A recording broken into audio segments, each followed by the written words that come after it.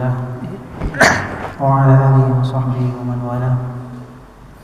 Allahumma 'allimna ma yanfa'una wanfa'na mimma 'allamtana wa zidna 'ilman.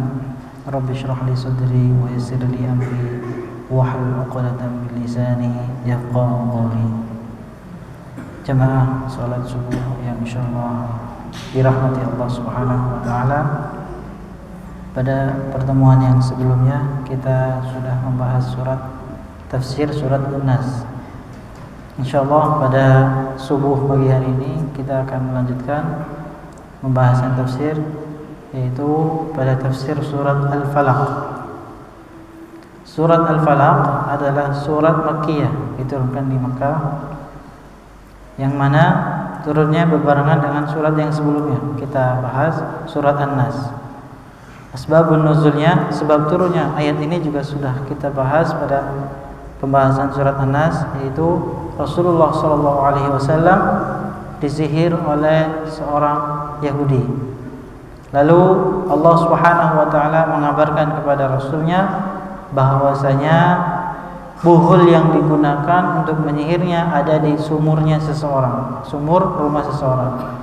Lalu Rasul SAW memerintahkan Ali radhiyallahu anhu untuk mengambilnya. Setelah diambilnya, langsung buhul tersebut dihancurkan dan Rasul SAW langsung terbangun dari sakitnya, seakan-akan beliau terlepas dari ikatan. Ini menunjukkan bahwasanya surat Al-Falaq dan surat An-Nas adalah dinamakan muawwidhatayn, yaitu dua perlindungan yang bisa melindungi kita dari gangguan-gangguan yang berasal dari makhluk Allah Subhanahu wa taala.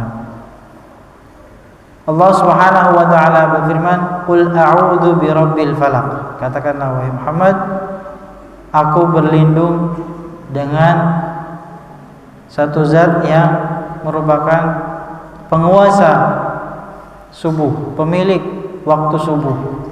Al-falaq di sini maknanya adalah as-subhu, yaitu waktu subuh atau waktu fajar.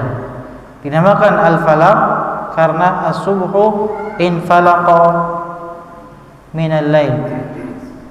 Karena waktu subuh itu memecah belah keheningan malam. Waktu fajar itu dinamakan falaq karena dia memecah belah keheningan atau kegelapan malam, berganti menjadi terangnya hari yang disebut dengan fajar. Maka dalam Islam ada yang namanya fajar shadiq, ada yang namanya fajar kadzib. Awal muncul adalah fajar kadzib. Jadi muncul sekitar jam 3, jam setengah 4, namanya fajar kadzib. Yaitu biasanya muncul fajar kadzib, cahayanya itu menembus ke atas, lurus ke atas seperti ekor rubah, seperti ekor serigala. Kalau kita lihat jam 3, jam setengah 4, itu biasanya di kawasan yang gelap gulita, maka kita akan melihat cahaya fajar itu lurus ke atas. Ini namanya fajar kadzib. Seorang tidak boleh melaksanakan sholat subuh karena fajarnya adalah fajar kadzib, fajar yang menipu. Kelihatannya fajar, ternyata belum fajar. Yang kedua adalah fajar shadiq. Ciri-ciri fajar shadiq adalah jika cahaya yang keluar itu menyeluruh ke seluruh ufuk. Jadi tidak menuju ke atas, lurus ke atas, tapi menyeluruh ke seluruh ufuk. Kita lihat ke kanan ada cahaya, ke kiri ada cahaya, dan seterusnya. Biasanya di waktu fajar itu jam 4 lewat dan seterusnya. Maka dinamakan fajar. Kemudian Allah Subhanahu wa taala tidak menyebutkan di dalam Al-Qur'an kecuali sesuatu yang istimewa. Ada tidak Al-Qur'an menyebutkan di dalamnya sesuatu yang tidak istimewa? Misalkan ada tidak di dalam Al-Qur'an disebutkan sayur asem misalkan? Ada tidak? Tidak. Al-Qur'an pasti Allah Subhanahu wa taala sebutkan di dalamnya sesuatu yang istimewa. Sesuatu yang Allah Subhanahu wa taala ingin hambanya melihat kepadanya. Di sini disebutkan subuh karena waktu subuh adalah waktu yang istimewa. Ada beberapa dalil yang menyatakan subuh adalah waktu yang istimewa. Rasul sallallahu alaihi wasallam bersabda, Allahumma barik li ummati fi bukuriha. Allahumma ya Allah, berkahilah umatku pada waktu pagi harinya. Maka berusaha seorang muslim untuk beraktivitas di waktu pagi harinya. Bangun di awal pagi, menjalankan sholat subuh, kemudian dia beraktivitas, berzikir pagi, kemudian dia beraktivitas. Maka janganlah seorang muslim bangun di waktu pagi untuk menjalankan sholat subuh misalkan, kemudian dia tidur lagi. Karena di waktu itu adalah waktu yang diberkahi oleh Allah Subhanahu wa taala. Benar kata orang-orang dulu, jangan tidur pagi, nanti apa? Rezekinya dipatok ayam. Memang tidak ada dalam hadis Quran, tidak ada. Tapi maknanya sesuai dengan makna yang disabdakan oleh Rasul sallallahu alaihi wasallam. Umat Islam, kaum muslimin itu tidak selayaknya tidur setelah sholat subuh atau tidur di pagi hari. Setelah syuruk boleh tidak? Boleh. Setelah syuruk boleh dia istirahat sejenak. Kenapa? Waktu subuh adalah waktu yang diberkahi. Berkahi apa? Waktunya. Diberkahi apa? Usahanya. Diberkahi apa? Keluarganya diberkahi. Diberkahi apa? Diberkahi hartanya dan seterusnya. Waktu subuh adalah waktu yang diberkahi. Kemudian waktu subuh juga kenapa istimewa? Disaksikan oleh malaikat. Inna Qur'anal fajri kana mashhuda. Sebutkan oleh para ulama tafsir, sebagian menafsirkan Inna Qur'anal fajri di sini maknanya adalah salat subuh. Maka salat subuh adalah salat yang disaksikan oleh para malaikat. Maka inilah istimewanya waktu subuh. Qul a'udzu birabbil falaq min syarri ma khalaq. Dari kejahatan atau dari keburukan apa-apa yang Allah Subhanahu wa taala ciptakan. Di sini Allah menyebutkan ma khalaq, apa-apa yang Allah ciptakan.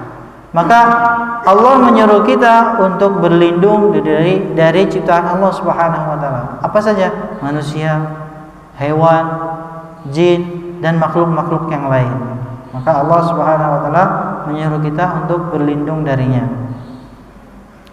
Kemudian apa? Wa min syarri ghasiqin idza waqab. Kata Allah, wa min syarri ghasiqin idza waqab. Kemudian Allah menyuruh kita untuk berlindung dari ghasiqin, maknanya al-lail. Dari malam. Idza waqab, ai idza awlama. Allah menyuruh kita untuk berlindung dari malam ketika dia sudah menampakkan kegelapannya.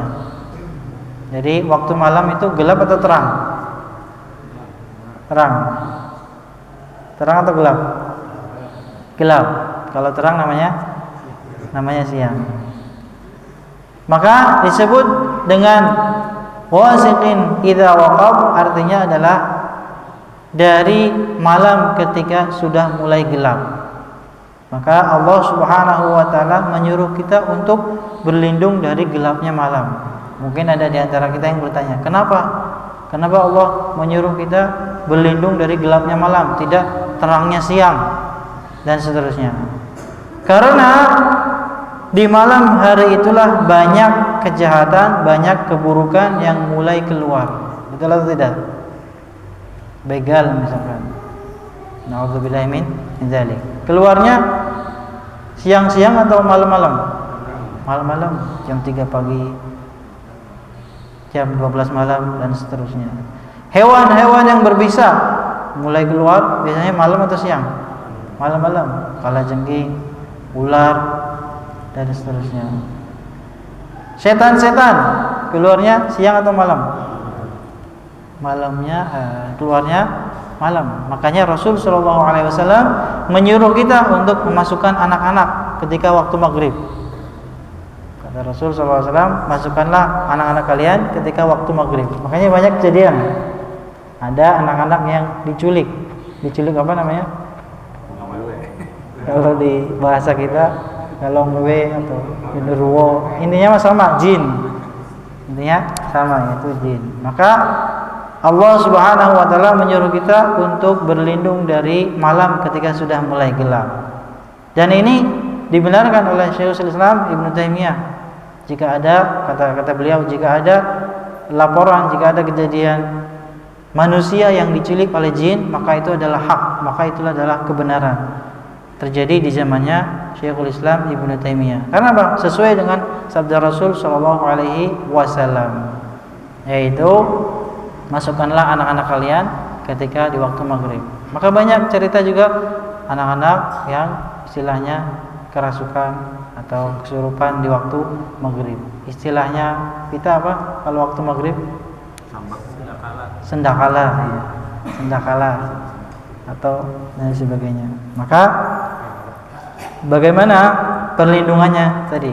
Membaca zikir pagi dan membaca zikir petang. Kalau anak-anak kita yang belum bisa, maka kita yang membacanya.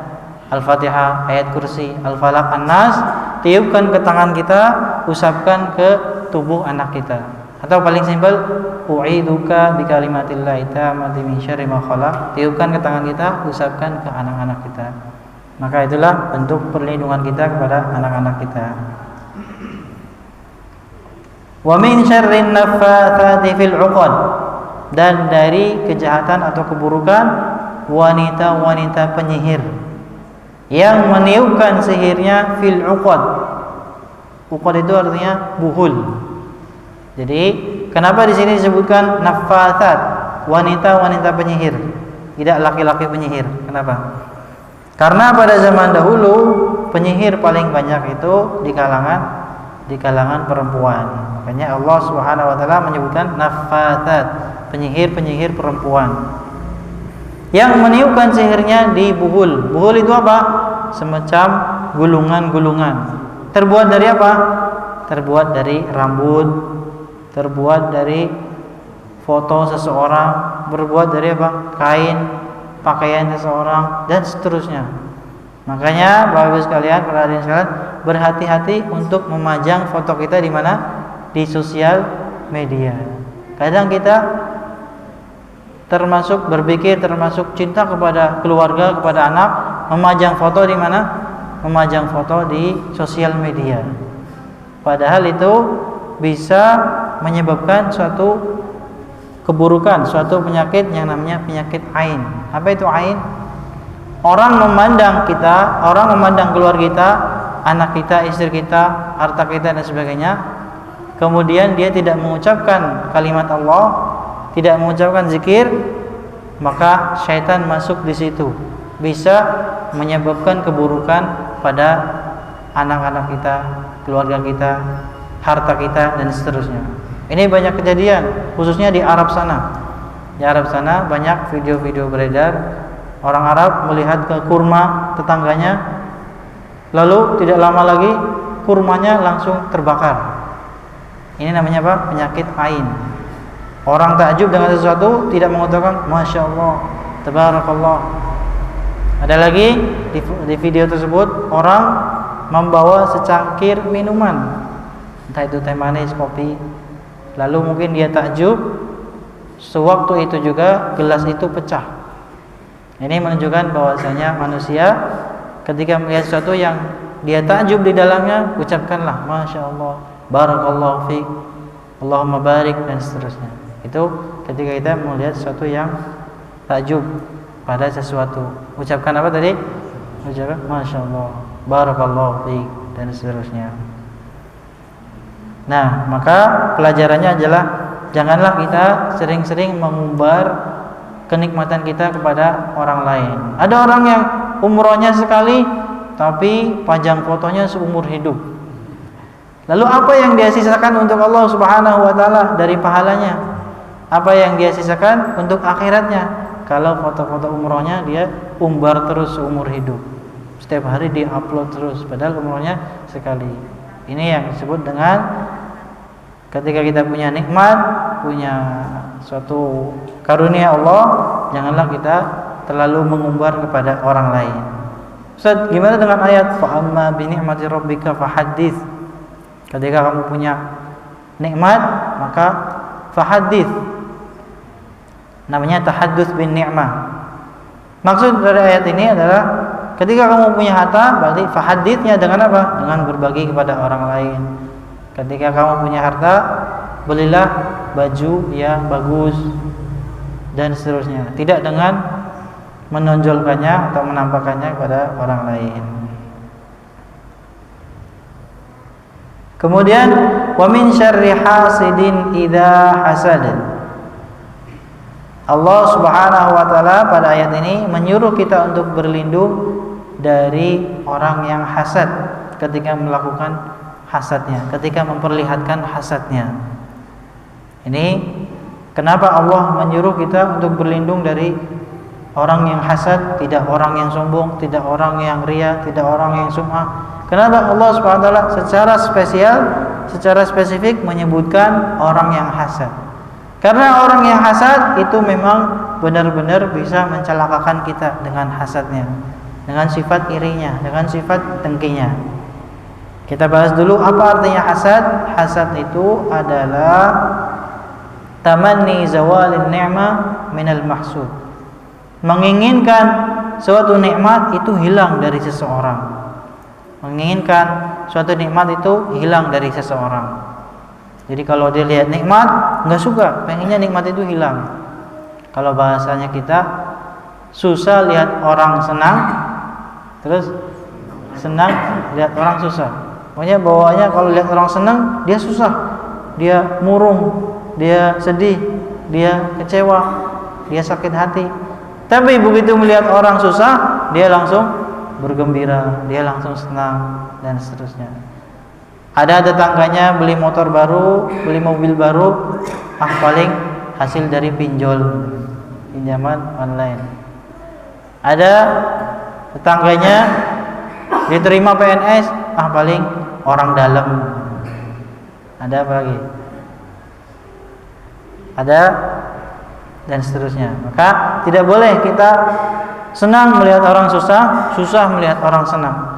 Kalau saudara muslim kita mendapatkan nikmat, kita doakan, Allahumma barik, ya Allah berkahilah harta dia, berkahilah keluarga dia, berkahilah pencapaian dia. Kita ucapkan selamat atas diterimanya, selamat atas beli motornya, beli kendaraannya, selamat atas lulus kuliahnya dan seterusnya. Kita ucapkan selamat, kita ikut senang dengan apa yang dia rasakan. Ketika saudara muslim kita tertimpa musibah, tertimpa kesusahan, kita ikut susah bersamanya. Ketika kita sakit, ketika dia sakit, kita kunjungi dia. Lalu kita ucapkan la ba'sa tahurun insyaallah. Doanya apa tadi? La ba'sa tahurun insyaallah. Kita ucapkan bersama-sama la ba'sa tahurun insyaallah. Apa artinya? Tidak mengapa insyaallah. Maksudnya artinya tidak mengapa dengan sakit ini, tahurun insyaallah. Insyaallah dosa-dosa kamu berguguran. Insyaallah dosa-dosa kamu diampuni. Ini makna tahurun insyaallah. Maka kita ada tetangga, ada saudara, ada yang sakit, kita kunjungi. Kita ikut bersamanya ketika dia sakit.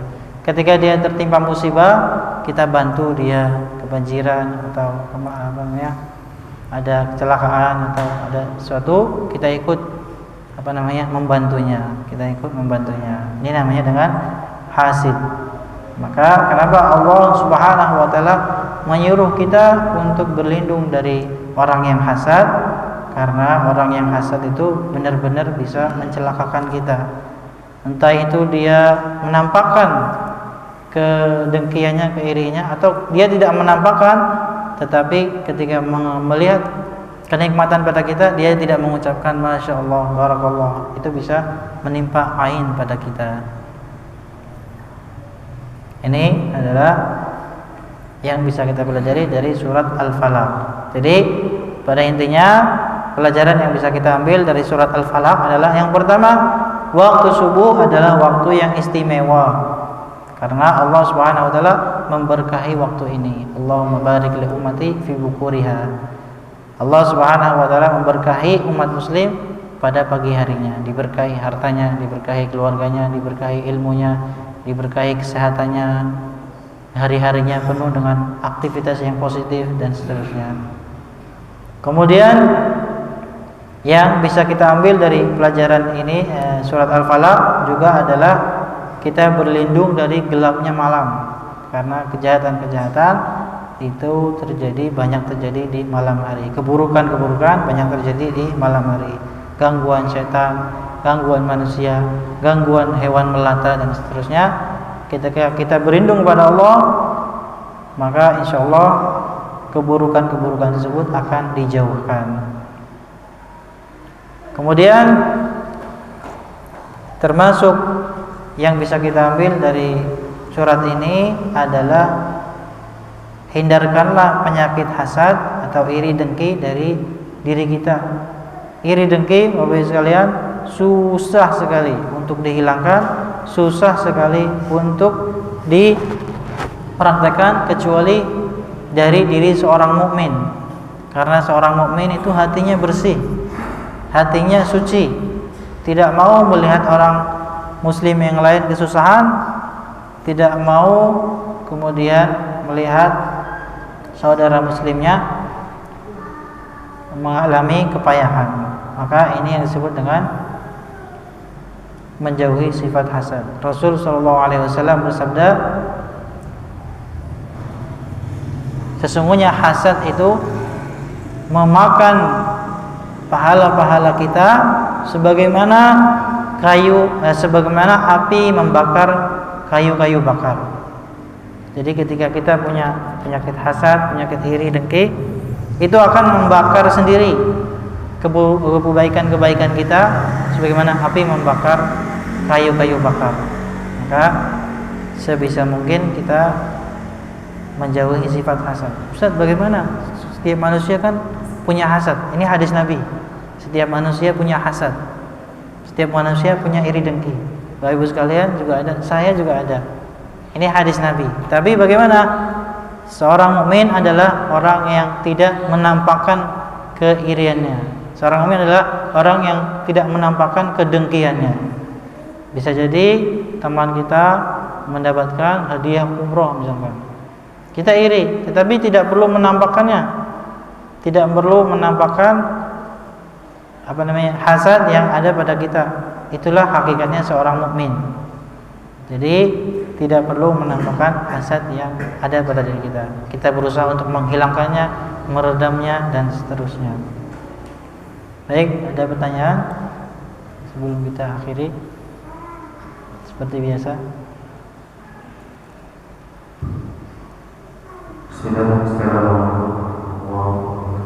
Waalaikumsalam. Izin bertanya, kami mengatakan tahun ini bisa dikaitkan dengan masa remaja. Masa remaja. Jadi peralihan dari masa kecil ke dewasa itu mohon penjelasan. Terkait itu, wallahu a'lam, saya tidak mengetahuinya. Barangkali bisa ditanyakan kepada ustaz yang lain. Assalamualaikum. Maaf, ditanya masalah media sosial. Betul. Saya pribadi kan kegiatannya untuk liputan, ada kegiatan anak-anak lagi jadi santri, Ramadan. Tapi yang akan gambarnya tak aku itu rombongan itu gimana? Dan misinya dari kita itu untuk misi ya, terima kasih. Ya, berbeda antara misi dakwah dengan istilahnya menampakkan apa yang pada diri kita. Kalau niatnya dakwah, insyaallah itu diperbolehkan. Niatnya untuk syiar, niatnya untuk mengenalkan Al-Quran kepada orang lain, niatnya untuk supaya orang-orang yang melihat cinta Al-Quran dan seterusnya. Jika seseorang merasa dirinya sudah tidak mengharapkan pujian manusia, tidak mengharapkan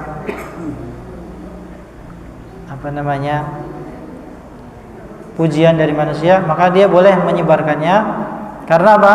Karena syiar pada zaman ini tidak lain dan tidak bukan dan tidak bisa kita pungkiri adalah melalui sosial media. Pada zaman dahulu, maksudnya pada zaman-zaman sebelum era sekarang ini, 10 tahun yang lalu atau 15 tahun yang lalu, banyak sekali ulama-ulama, banyak sekali ustadz-ustadz yang enggan untuk tampil di TV, enggan untuk tampil di YouTube. Namun belakangan ini mereka menyadari bahwasanya mereka tidak bisa berpaling dari media-media ini, baik itu YouTube, baik itu televisi, baik itu Instagram dan seterusnya. Karena media sosial pada zaman ini adalah seperti tongkat Nabi Musa pada zaman dahulu. Tongkat Nabi Musa itu gunanya apa pada zaman dahulu? Gunanya apa? Mengalahkan sihir-sihir dari penyihir-penyihir Fir'aun. Begitu juga sosial media pada zaman ini tujuannya untuk mengalahkan kebatilan-kebatilan yang tersebar di seluruh sosial media. Orang-orang yang menyebarkan keburukan, mereka tidak ada malunya, mereka tidak ada capeknya, mereka tidak ada lelahnya, letihnya. Lalu kenapa kita orang-orang yang berada pada kebenaran, berada pada jalan Allah Subhanahu wa taala, lalu mengapa kita malu?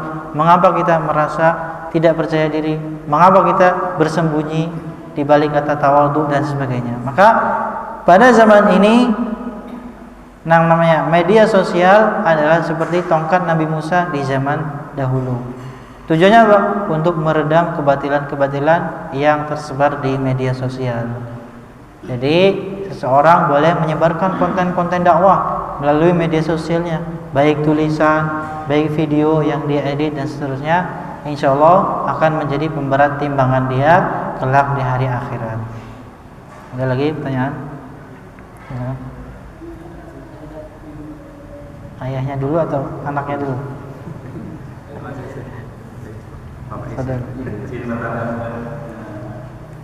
Kalau misalkan seorang iri pada kebaikan, misalkan ada orang disuruh orang beribadah, zikir, apakah ini disebut apa namanya baik atau tidak? Ini kan itu kalau iri berarti kan Iya. Itu termasuk iri yang ditarik. Iya, kata Rasul SAW, la hasada illa fitnatain. Boleh kita melakukan hasad, boleh kita iri terhadap dua hal. Boleh kita iri terhadap dua hal. Rajulun ataahu Allahul mal fa huwa yunfiq ana al-lail wa ana an-nahar. Kepada seseorang yang memiliki harta yang banyak dan dia menginfakkan hartanya siang dan malam. Siang dia infak, malamnya dia infak. Siang dia infak ke masjid, malamnya dia infak ke pondok pesantren. Siangnya dia berikan fakir miskin, malamnya dia berikan kepada para